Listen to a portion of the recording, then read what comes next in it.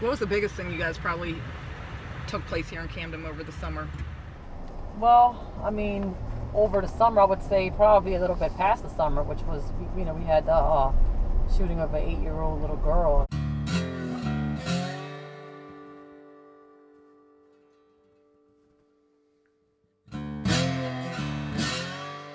It's been a while since I caught up with my mother-daughter police pair for a ride along in Camden.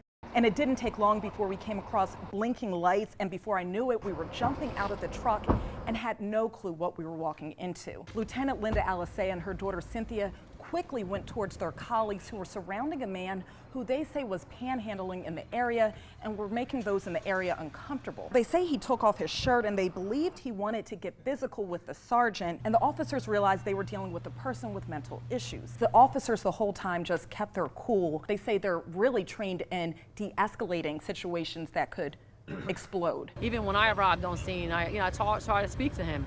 I asked the sergeant, what is his last name?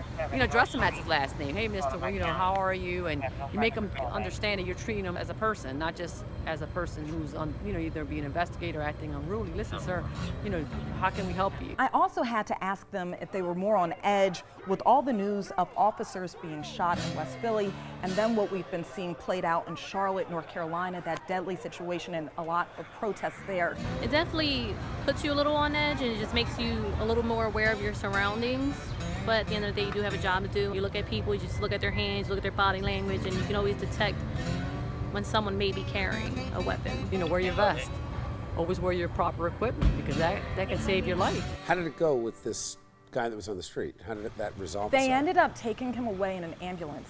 And they say they see a lot of people who are either on both medication and drugs on the street. It heightens things for them. Do they feel that the streets of Camden have actually gotten safer? I mean, the stats are one thing, but you still have gunshots, you still have that, that little girl that was killed. I was thinking with this ride along, I'd be jumping out the car and maybe there's a shooting over here, a stabbing over here, and that's not the case. I like to bring the reality to it, that they are doing their job, they are responding to situations quickly, and it's, they've got a lot of territory to cover. I feel like every time you're there, the crime stats go down. So I'm actually giving you a little bit of credit.